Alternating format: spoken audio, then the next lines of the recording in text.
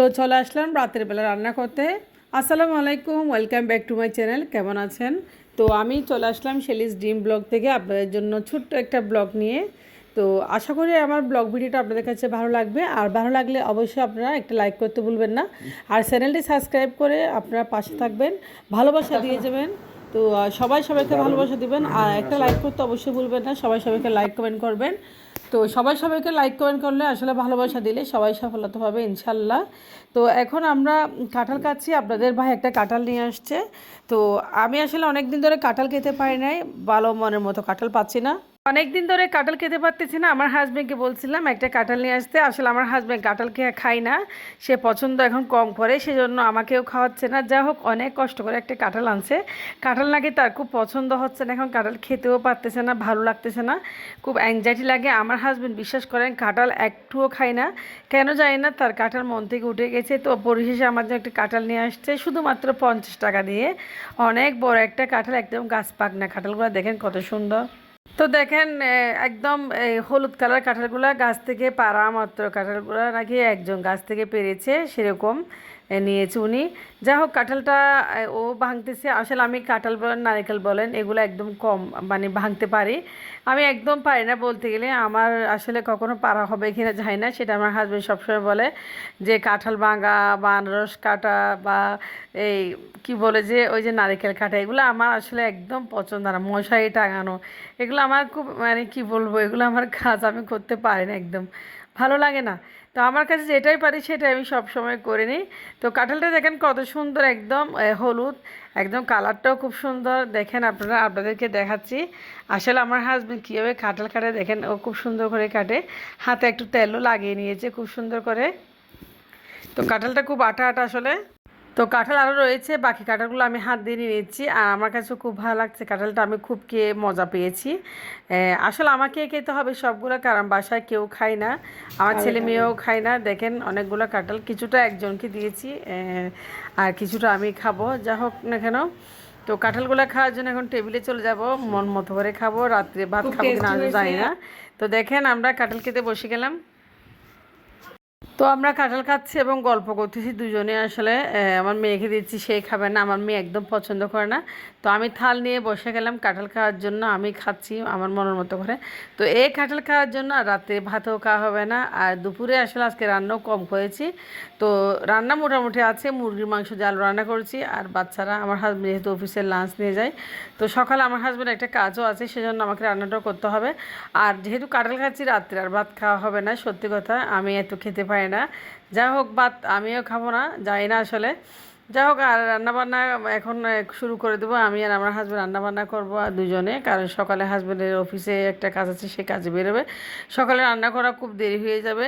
তো আমরা মনের মতো করে একদম মজা করে কাঁঠালগুলো খাচ্ছি, খুব ভালো লাগতেছে আসলে। আমার মেয়েও পাশে আছে, সে খাবে না, অনেক বলতেছি। আমার ছেলে তো একদমই খায় না। তো ছেলে মেয়ে দুজনে আসলে কাঁঠাল খায় না, একদম পছন্দ করে না।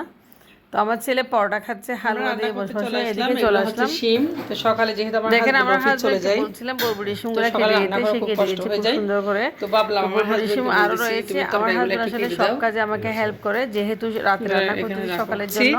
তো সারাদিন আমাকে আসলে অনেক ভিডিও এডিট করতে হয়। তো দেখেন আমার হাজবেন্ড তরকারি কেটে দিচ্ছে, তো আমরা দুজনে মিলেমিশে কাজ আমি করি সময় পাই না সব দিনে সময়। আসলে। দেখেন এই যে সবজি কেটে দিচ্ছে। তো আমি আর আমার হাজবেন্ড দেখেন একসাথে একদম দুইজনে আমরা রান্না করে, ও তো আমরা কাটতেছে আজকে আমি রাত্রে আছি। বেলা রান্না করে ফেলতেছি, কারণ কালকে দিনে সময় পাবো না সেজন্য। তো কালকে সকালবেলা খুব আর্লি আমার হাজবেন্ড বেরোবে, অনেক কাজ আছে, সেজন্য আজকে একটু রাত্রে রান্না করতেছি। রাত্রে ব্লগটা শুরু করে দিয়েছি। তো এটা হচ্ছে রাত্রিবেলার ব্লগ। তো সবাইকে শ্রদ্ধা এবং ভালোবাসার সাথে আমার ব্লগটা শুরু করতেছি। হাই গাইস, আসসালামু আলাইকুম, welcome back to my channel. আমাদের ব্লগ ভিডিও যদি আপনার কাছে ভালো লাগে তাহলে সাবস্ক্রাইব করে আপনারা একটা লাইক দিয়ে সাথে থাকবেন। তো আমি সবার ভিডিও কিন্তু লাইক দিয়ে দেখি। কিছু বলবে? তুমি তো আমাকে দেখাচ্ছ না কি কাটতেছি। এই যে কি কাটতেছে এখন? এই যে আলু, এই যে আলু কাটতেছে সে, খুব সুন্দর। তুমি আমাকে দেখালে এখানে কাল দেখাচ্ছি তোমাকে আলু কাটতেছে তুমি। আম্মা আম্মা আপু এটা আমার মেয়ে, সবাই চিনে না ওকে, দুষ্টু মেয়ে আমার। আলু কাটছে, আমি এইটা ফেলে আমার মেয়ে রসুন নিচে কতলা।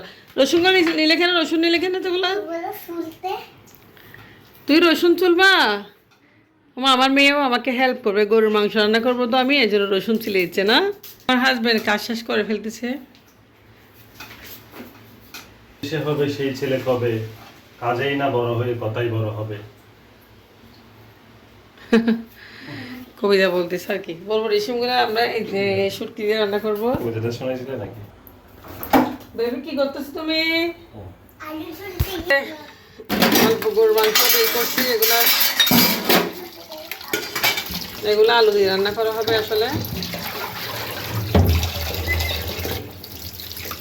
গরুর মাংস অনেক চর্বি আসলে। এই ছোট ছোট আলুগুলো কোথেকে নিছ? দোকানদার দিছে না?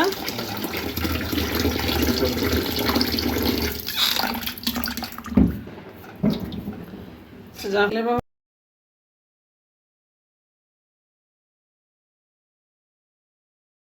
ওদিকে সবজি কাটা হয়ে গেছে, আমি কিছুটা বয়স দিলাম, কিছুটা আমাদের নিজেদের বয়স আজকে অ্যাড করলাম। আর বরবরি শিম রান্নার জন্য চিংড়ি শুটকি আমি ভালো করে মশলা কষিয়ে নিচ্ছি।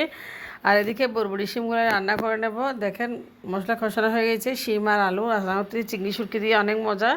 তো আমার কাছে খুব ভালো লাগে আসলে চিংড়ি শুটকি দিয়ে ভাজির চেখে এরকম রান্না করলে খুব বেশি ভালো লাগে, আর খুব বেশি খেতেও মজা।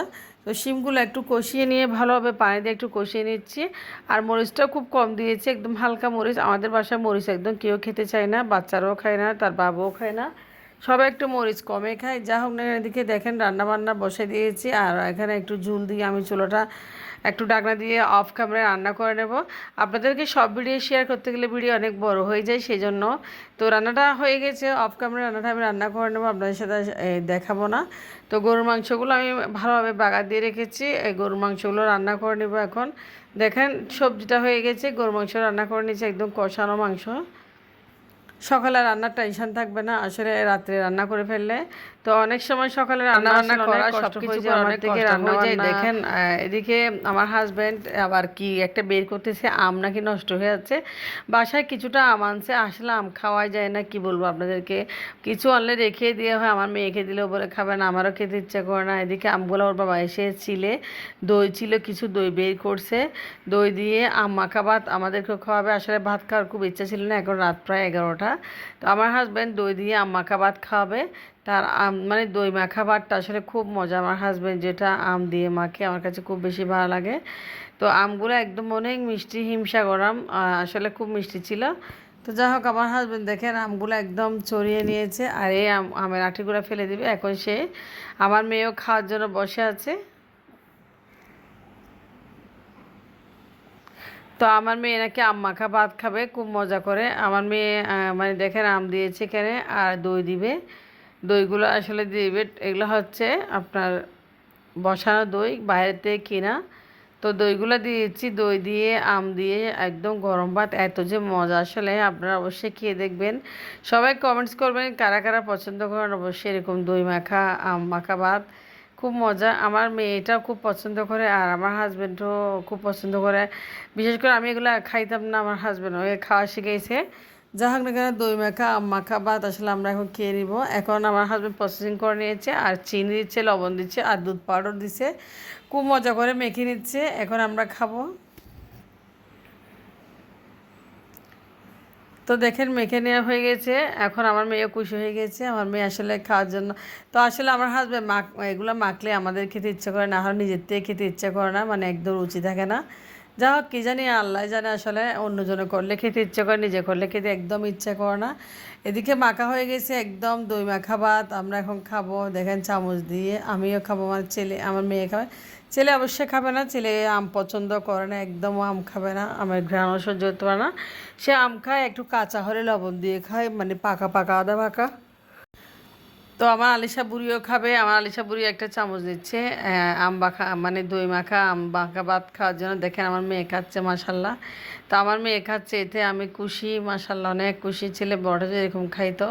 তো এগুলো খুব হেলদি খাবার আসলে বাচ্চাদের জন্য, দই দিয়ে আম মাখা। তো আমরা তিনজনে প্লেটটা পুরো খেলাম, তারপর আমরা আর ভাত খাবো না হয়তো বা। আমার হাজব্যান্ড তো খাবে না, কারণ সে আসলে আমরা সবাই মানে কি বলবো ভাতের প্রতি রুচি ভাত একটু কম পছন্দ করি। যাক এগুলা খাওয়া হয়ে গেছে, আমি এক সাইড দিয়ে চামচ একটা দিয়ে খাচ্ছি, মোটামুটি অনেক মজা হয়েছে, অনেক ভালো লাগতেছে। আমার হাজব্যান্ড যেহেতু মাকে দিছে, আর আলসির ভরা আমি, এগুলো আমি মাখতে গেলে অনেক সময় লাগবে। চাইলে আসলে আমি অনেক কিছু খেতে পারি, কিন্তু খাই না। আমিও খাচ্ছি 2-1 চামচ, আমার ভালো লাগতেছে। খুব মজা হয়েছে, আসলে খুব মজা হয়েছে। তো দই মাখা ভাত কেমন হয়েছে? আপনারা অবশ্যই ভালো থাকবেন। আজকের ভিডিও একটু পর্যন্ত। আল্লাহ হাফেজ, বাই বাই।